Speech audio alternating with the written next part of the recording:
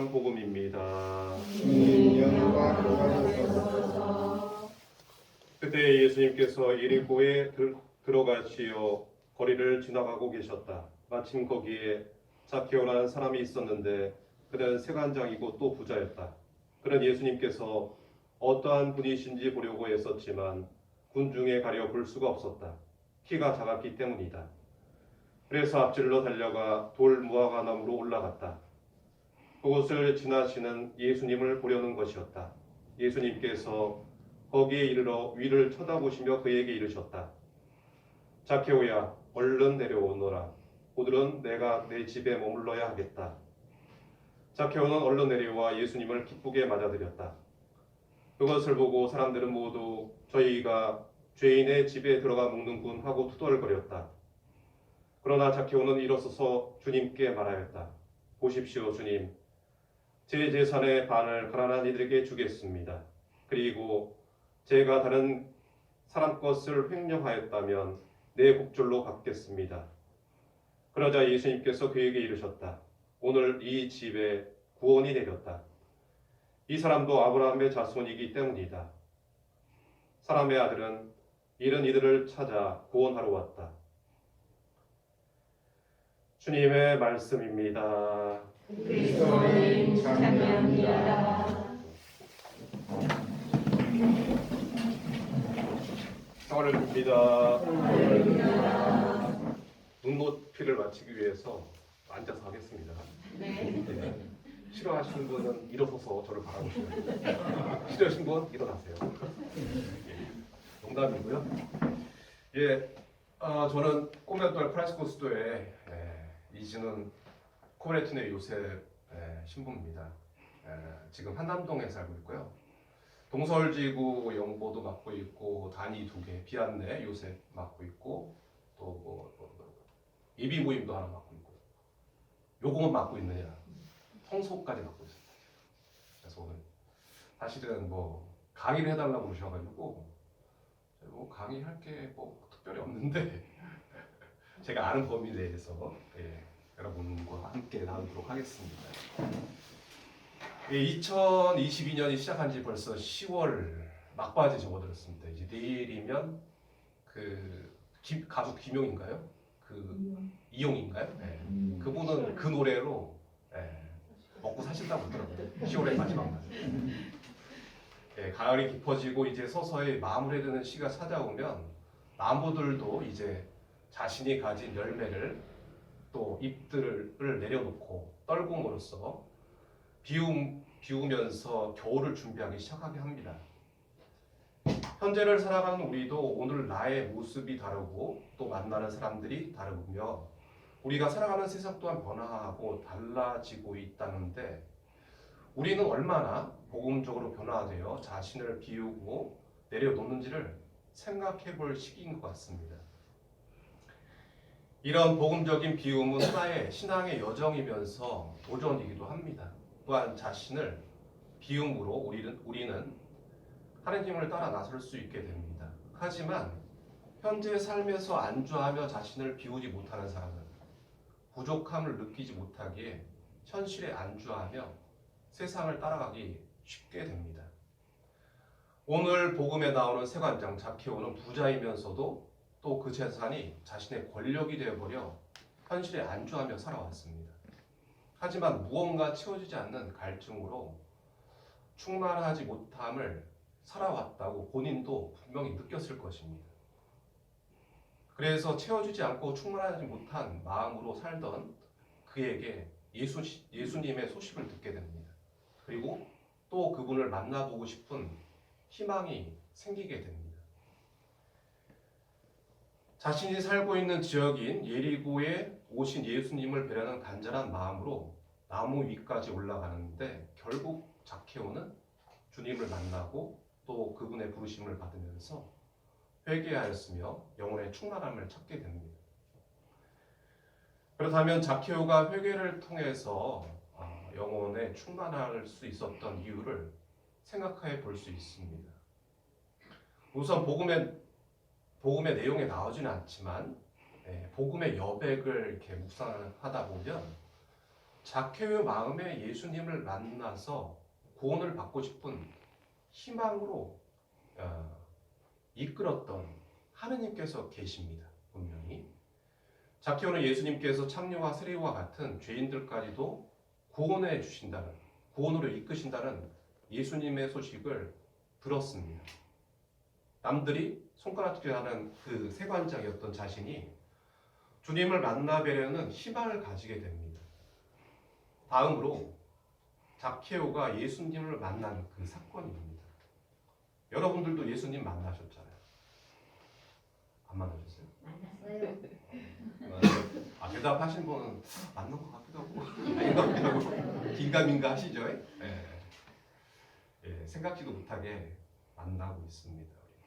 이 자리를 통해서 예수님이 뭐라고 하셨어요? 내 이름으로 둘이나 셋이 있는 곳에 분명히 함께 하겠다라고 말씀하셨어요.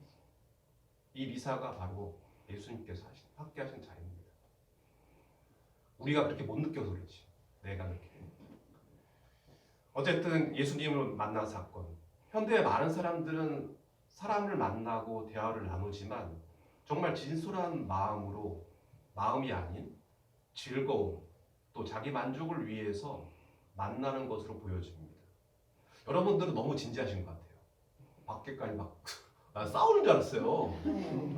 뭘 이렇게 싸우시나 의견이 충만하셔가지고 근데 아니더라고요. 막 박수치고 있는데 제가 중국에 온 것처럼 느껴졌습니다. 중국에 있었는데 하도 싸워가지고 밤에 이렇게 창문 내다보니까 자기들끼리 막 이렇게 막 웃고 떠드는 소리였어요. 어쨌든 넘어가고요. 하지만 사람의 생각까지 알고 계신 주님을 만났던 자케오, 구원의 진리로 이끄시는 주님을 만났고 영원한 생명을 얻는 여정을 시작하게 됩니다.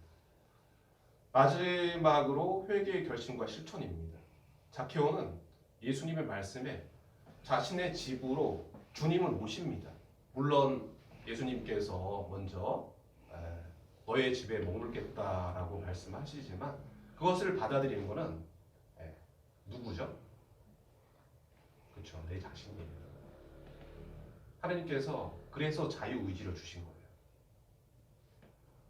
그 미켈란젤로 천지창조 벽화를 누가 이렇게 갑자기 헷갈리네? 미켈란젤로 맞죠? 그 보면 하나님 손가락 이렇게 딱 뻗는데 아담을 달까 말까 살짝 구부리고 있어요. 왜 그런지 아시죠? 자유의지를 주셨기 때문에. 자유의지. 선택도 나의 몫이고 선택하지 않는 것도 나의 몫입니다. 결정하지 않는 것도 나의 몫입니다. 어쨌든 주님을 믿고 회개를 결심하면서 자신의 재산을 가난한 이들에게 나누어 주고 또 횡령한 것까지 내곱절로 갚겠다고 하십니다. 이렇게 하나님 나라를 향한 구원의 결심을 실천으로 드러내 보입니다. 이를 통해서 우리의 신앙 여정을 또 생각해 볼 수 있게 되죠.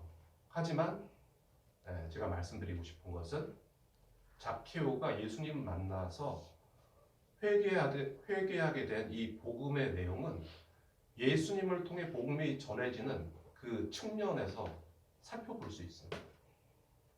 여러분들 각자 자리에서 복음 전하기 위해서 복음부터 하시잖아요.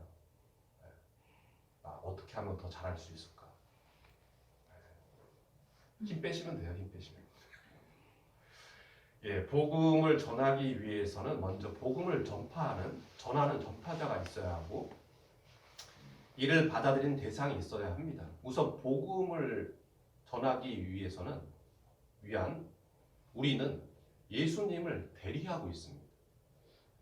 그리고 복음을 받아들일 그 대상이 있어야 되는데 그 대상이 사실 자케오 같은 사람이면 얼마나 좋을까요? 복음을 받아들일 준비가 되어 있어요. 여러분도 그런 사람 만나신 적 있잖아요. 근데 대부분 관심 없어요. 제가 그 청소 담당도 맡고 있다고 그러죠. 3년째 성소자가 없습니다. 입회자가 없어요. 젊은 사람들이요? 종교에 관심 없습니다. 오직 자신의 안위, 돈벌이, 취미생활, 즐거움 이런 걸 찾아요. 돈 벌어서 즐겁게 사는 거. 내 행복을 위해서 사는 거. 그것만을 바라요. 복음에 관심 없습니다. 여러분들은 참 어리석게 살고 계시고 그렇죠? 저를 포함해서 저도 예외는 아닙니다만 어쨌든 그러기에 복음을 전하는 우리의 입장에서 국한시켜 복음을 전하는 부분에 대해 생각해 보아야 할 것입니다. 저도 이 부분에 대해서 4년 8개월 중국에 있으면서 고민하고 생각하고 했던 그런 부분이기도 합니다. 중국에 도착해서 2013년 1월 10일 날 갔는데요. 그 다음 날이 제 생일이었어요. 제 생일인데 그 중국 떠나기 전에 광고 비서 신부님이 공항에서 미역국을 사주더라고요. 내일 생일인데 미역국 말고 그래서 마음이 울컥했습니다. 그래도 가기 전에 미역국 챙겨 먹고 갔어요. 얼마나 든든하던지. 뭐 중국에 도착하자마자 언어도 안 되지. 뭐 학원은 다녔지만 또 이게 듣는 거랑 딱 부딪히니까 안 되더라고요. 그런 상황에서 복음을 어떻게 전할 수 있을까? 또 무엇을 해야 이 선교를 잘했다고 할 수 있을까? 이런 생각들이 끊임없이 들었습니다. 이제 뭐 학원도 다니고 중국에서 그 어학원도 다니죠. 외국인들 우리나라 오면 어학원 다니잖아요. 그렇듯이 어학원을 다니는데 사실 뭐 아침에 일어나서 미사 드리고 기도하고 뭐 아침 기도하고 학교 밥 간단하게 먹고 학교 가고 와서 또 점심 챙겨 먹고 또 공부만 하는 거예요. 그렇게 한 2년을 살았더니 이제 뭘 내가 선교를 하고 있는 건지 아니면 학원을 다니고 있는 건지 중국말만 배우고 있는 건지 모르겠더라고요. 물론 뭐 중국 뭐 지하교회 가서 미사도 같이 하고 뭐 젊은이들하고 어울리기도 했는데 이런 것들이 쳇바퀴 돌듯이 도니까 정말 내가 잘하고 있는 건가 라는 생각이 많이 들었습니다. 이 벽에 부딪히더라고요. 그래서 정말 대데레사 성녀가 말했던 그 터널을 지나간다라는 어두운 밤을 가르멜 그 산의 어두운 밤을 지나가는 그런 느낌이었습니다. 하고 있는 게 없다는 생각이 많이 들었거든요. 그때 이제 진짜 한국에 돌아가야 되나 이런 의문이 들었습니다. 내가 하는 것이 별로 없으니까. 그래서 이제 마지막 피정을 했어요. 소시학교 가가지고 3박 4일 피정을 거기 그 신학교 그 신학 원장 시부님께 피정 좀 하고 싶다 그래서 피정을 했는데 그때 이제 하느님의 메시지가 저에게 전달이 왔습니다. 이 일은 내가 하는 게 아니라 너가 하는 게 아니라 내가 한다. 그러니까 힘을 좀 빼라. 힘을 빼라. 그런 메시지가 저에게 오더라고요. 여러분들도 막 의욕에 불타시잖아요.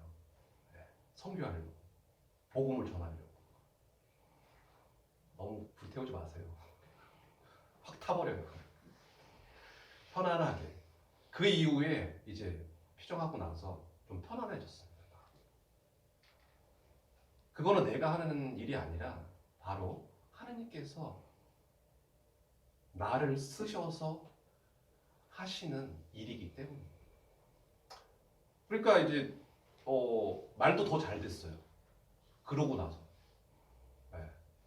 중국 미사도 드리고 중국어 미사도 드리고 신학교에 가서 강론도 하고 또 이제 고해성 수업까지 했는데 힘들긴 힘들어요 사실. 외국말을 나이 들어가지고 30대 중반 넘어가지고 이제 가서 한다는 게 머리가 이제 굳어가지고 잘 안 되더라고요. 어쨌든 했습니다. 제 개인이 경험했던 체험이긴 하지만 우리 개인은 자신이 신앙의 여정 안에서 어떤 무엇을 이루고 성취해야 한다는 그런 생각을 많이 가지게 됩니다. 하지만 하나님께서 우리를 이끌어 주시고 또한 완성으로 이끌어 주시는 분이 하느님이라는 것을 우리가 깨닫고 또 인정할 때 우리는 온전히 우리 자신의 힘이 아닌 하느님의 힘을 체험하고 또 그분께 온전히 의탁할 수 있게 됩니다. 이는 성 프란치스코께서 주님의 도구로 살아갈 때 가능했다고 말씀하시는 것과 같습니다. 우리 자신이 이루는 것이 아님을 받아들이고 또한 하느님의 도구로 그분께 감사와 영광을 돌려드릴 수 있게 됩니다. 예수님께서도 세상의 구원을 위하여 하느님 아버지께로부터 파견을 받으셨습니다. 또한 그리스도이신 주님께서 당신을 믿고 따르는 제자들을 세상에 파견하셨습니다.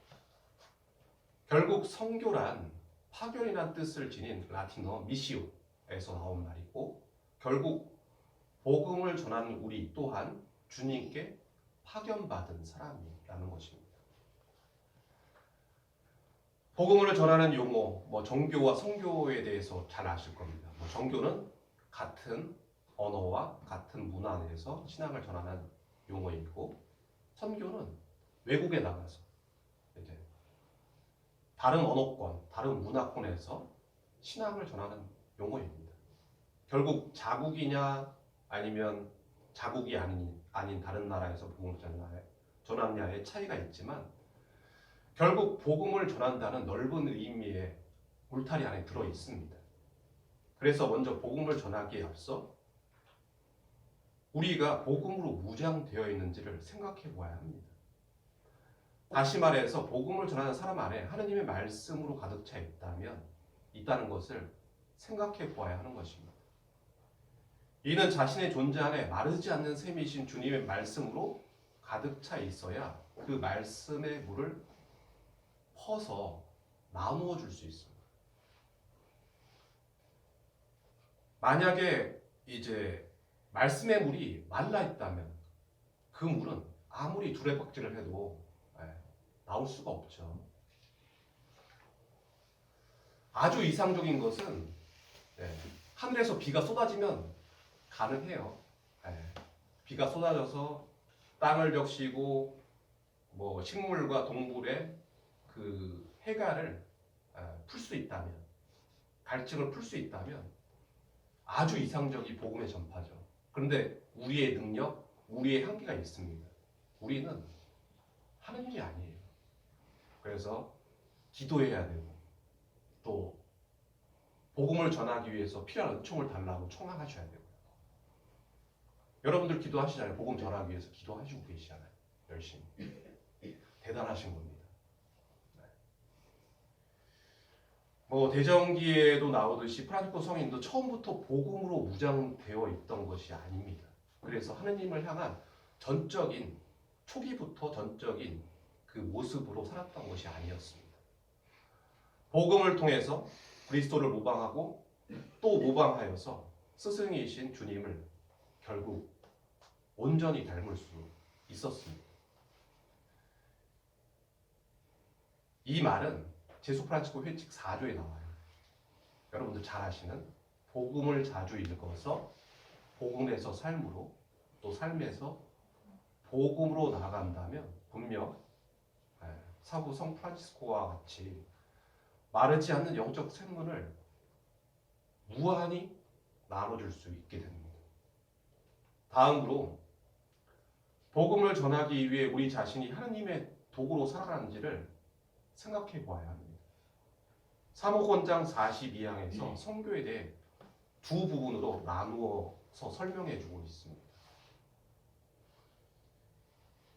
선교 지방에서 교육사업, 의료사업, 자선사업 등 사회개발에 유익한 활동을 전개하여 많은 비신자들이 실질적인 도움을 받고 교회에 대한 관심을 불러일으켜야 합니다. 이러한 사업을 예비 선교라고 하고 설교와 성사 집행을 직접 선교라고 부르기도 한다. 일반적으로 사람은 자신이 하고자 하는 일을 먼저 생각하게 됩니다. 목표를 잡고 방향성을 정하잖아요. 그렇죠? 그래서 어떤 일을 풀어나가기 위해서 방법을 찾게 되는데 뭐 주변 상황, 그 다음에 공공기관의 도움, 사람과의 관계를 통해서 얻을 수 있는 도움들을 여러 가지로 타진하게 됩니다. 생각하게 된다는 거죠. 하지만 모든 일에 앞서 하느님의 입장에서 생각해야 하며, 만일 예수님께서는 이 일을, 우리가 하려는 일을 어떻게 하셨을까를 생각해 보아야 합니다. 예수님께서는 모든 일에 앞서 늘 하느님 아버지께 기도하셨습니다. 아버지의 뜻을 따라서, 충실히 따라서 행할 수 있게끔 행하기 전에 기도하셨습니다. 오늘 복음의 내용에 기도하는 내용은, 예수님께서 기도하시는 내용은 안 나옵니다. 근데 분명히 이 복음의 여백의 미를 생각해 보면 예수님께서는 하나님 나라의 복음을 전하기 위해서 예리고 지방에 들리기 전에 분명히 기도하셨을 것이라는 생각이 듭니다. 그리고 그 고장에서 세관장 자케오를 만나 그를 단번에 아시고 친근히 부르시며 자케오 집에 머무르겠다고 또 말씀하십니다. 그 당시에 율법을 지키며 살아가는 사람들, 누군지 잘 아시죠? 정말 열심히 지켰던 사람들, 율법학자들, 바리사이들, 사두가이들 마찬가지. 이 사람을 죄인 취급했는데, 뭐 아시잖아요. 세리와 창녀와 죄인들을 아울러서 한꺼번에 죄인으로 여겼는데, 죄인을 친구로 대하며 그의 집에 들어가시는 것은 그 당시에 있을 수 없는 일이었습니다. 하지만 예수님께서는 바로 남들이 죄인으로 손가락질하는 그 자케오를 있는 그대로 받아들이시고 그 집에 머무시고 구원으로 이끄십니다. 우리는 어쩌면 사람이란 존재의 모습, 또 어쩌면 타이틀이 될 수도 있고 모습을 볼 수도 있고 뭐 직업이나 뭐 이런 것을 보고 사람을 판단하게 됩니다. 자신이 가진 이 고정관념에 사로잡히는 경향이 있습니다. 아, 저 사람은 의사니까, 저 사람은 교사니까. 그런데 예수님께서는 그러지 않으셨다는 것. 복음을 전하는 일은 하나님이 우선시 되어야 하며 하나님의 뜻에 따라 그 기준을 삼아야 한다는 것입니다. 이는 우리 자신이 중심이 아니라 하나님께서 중심이시며 우리는 그저 그분의 도구로서 누구에게나 또 어떤 여건에 대해서도 복음의 씨를 뿌리는, 나누어주는, 이렇게 복음을 전하는 역할을 다할 수 있어야 합니다. 시작할 때 여러분들 참 어리석게 산다고 제가 말씀드렸는데, 저를 포함해서 세상에 물려보면 우리는 어쩌면 바보가 아닌가라는 생각이 듭니다. 세상의 기준 잘 아시죠? 여러분들도 세상의 그 논리들이 내재되어 있습니다. 신앙의 논리와 세상의 논리가 어느 쪽이 더 불이 들어오느냐에 따라서 생각을 달리하게 됩니다. 저도 예외는 아닌 것 같은데요. 그래도 교회 쪽으로 많이 생각할 것 같아요. 모르겠습니다. 어쨌든 세상의 기준으로 많은 사람들이 자기 자신이 세상의 주인공으로 살아가길 원합니다. 그래서 아까 앞에 말씀드렸던 자신의 행복이 우선이 돼야 돼요. 그래서 자신을 위해서 돈 벌고, 그리고 나와 함께 있는 가족을 위해서 돈을 벌고, 그리고 신앙에는 별로 관심이 없어요, 사실. 그래서 그 수도에 입회하는 사람이 거의 없습니다. 올해 한 명 있는데 내년에 한 명 지금 대상자가 있는데, 혹시라도 여기 계신 분들 중에 자녀나 여학생 말고 여학생, 남학생만 네? 보내주신다고요? 왜 대답하셨어요? 왜 대답하셨어요? 손주나 손녀는 수녀원으로 연락하시라고 되고요. 네. 어쨌든 그렇습니다. 세상의 주인공으로 살아가야 되는데 우리는 그 하느님께 파견된 사람, 하느님의 도구 이런 보조적인 역할을 하고 살아요. 주인공은 하느님이시기 때문에. 하지만 이렇게 신앙의 관점에서도 생각해 볼 수 있습니다. 만일 하느님의 사람, 주님의 도구가 아닌 나 자신의 의지와 또 생각으로 복음을 전한다면 과연 하느님의 뜻, 또 하느님의 나라의 일을 충실히 할 수 있을까라는 의문이 들게 됩니다. 사실 복음을 전하는 일은 세상의 논리와 전혀 동떨어져 있습니다. 여러분 자신들만 보시면 쉽게 알 수 있어요. 여러분들 바보라고 제가 말씀드렸죠. 어리석다고 그랬죠. 여러분들 복음을 전하는 일을 하시기 위해서 이 자리에 모이셨어요. 시간과 돈을 내서 여러분들 이 자리에 모이셨어요. 그것도 대가 없이 일을 하고 계십니다. 세상의 논리를 보면 여러분들은 어리석고 바보예요. 그 시간에 돈이라도 벌었으면 얼마나 더 벌었을 텐데. 돈도 안 되는 일에 이렇게 막 고군분투하고 계시는 여러분들 참 대단하십니다. 어떻게 보면 가정 경제에 도움이 되지도 않습니다. 내 건강 또 개인적인 즐거움, 취미 전혀 도움이 되지 않습니다. 복음을 전하다가 수치스러운 일, 또 모욕적인 일을 당하지 않으면 그나마 다행입니다. 그거를 고민하고 계세요, 막 여러분들. 여러분들의 시간과 돈을 할애하셔가지고 이 모임을 가지시고 또 어떻게 하면 더 복음을 잘 전할지 궁리하고 계시기 때문입니다. 여러분과 같이 저도 마찬가지로 세상에서 보면 어리석은 사람일지 모릅니다. 하지만 복음을 전한 일에 자신의 영달, 자신의 안위를 넘어서서 하느님과 하느님 나라를 향한 작아 보이지만 큰 영적 보람이 있습니다. 나아가서 복음을 전하는 일에 주님께서 말씀하신 영원한 생명을 약속해 주셨습니다. 우리는 그 영원한 생명을 위해서 복음을 전하고 있습니다. 프란치스코 성인, 하나님께서 당신에게 주신 사명에 대해 고민했었던 적이 있었습니다. 두 가지 중에 하나였죠. 여러분도 아실 텐데 뭐죠? 질문해야겠다. 조심으로 질문해야지. 예, 기도와 관상에 투신해야 되는지 아니면 복음을 전하는 일에 투신해야 되는지 이 두 가지를 가지고 고민하시고 또 기도 안에서 식별을 하셨습니다.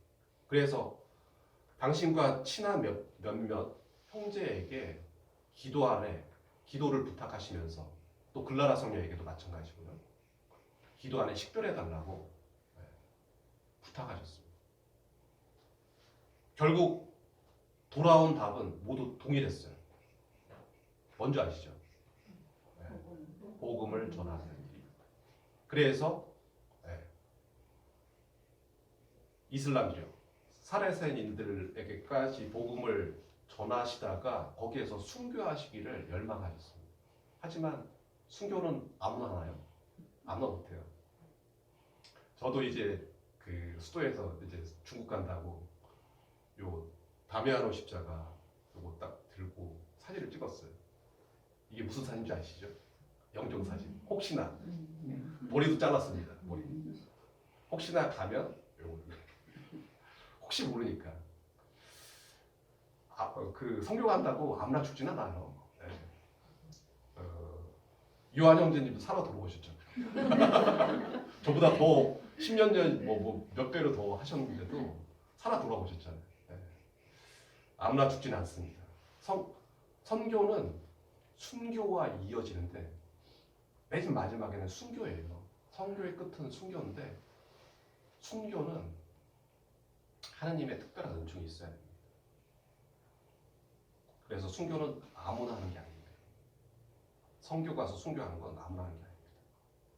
어쨌든 다시 돌아가서 결국 사모님이 복음을 전하는 일에 대해서 또 복음을 전하다가 순교하기를 열망하셨던 그 내용들이 1회 회칙 마지막 장에 나옵니다. 12장에 나옵니다. 12장에 나와요. 이 남겨져 있습니다. 오늘 이 자리는 복음을 전하는 일에 또 고심하시고 노력하시는 제수 프란치스코의 선교 담당 정기부임이죠. 네, 정기부임이라고 들었는데 어쨌든 사부 성 프란치스코의 영적 유산, 영적 정신을 이어가는 그런 모습입니다. 물론 온 세상에 가서 복음을 전하는 선교의 임무는 우리뿐만 아니라 교회의 설립자이신 예수 그리스도의 명령에 따라서 따른 것이지만 그러기에 교회의 본질 자체에서 흘러가는 선교의 임무는 모두에게 주어집니다. 그래서 그 사명에 너무나 충실하신 사부 성 프란치스코의 정신 안에 모인 우리는 또한 인류의 역사가 끝날 때까지 세상 어디서나 그 증인이 되어야 합니다. 마무리를 하면서 복음을 전하는 일은 결국 하나님께서 하시는 일이다. 우리는 그 무대에 충실한 도구의 역할을 다해야 한다. 그래서 복음으로 무장되어야 한다라는 것을 말씀드리고, 비록 당장 우리 눈에 그 결실이나 결과가 보이지 않더라도 하나님 나라를 향해서 복음의 씨를 뿌린다면 우리는 주님께서 분명히 우리를 기억해 주실 것입니다. 그런 믿음과 희망과 사랑 안에서 복음의 증인으로 살아가시면 좋겠습니다. 오늘 이 미사 가운데 특별히 복음이 우리를 통해서 널리 전해질 수 있도록 함께 마음을 모아 기도하시면 좋겠습니다.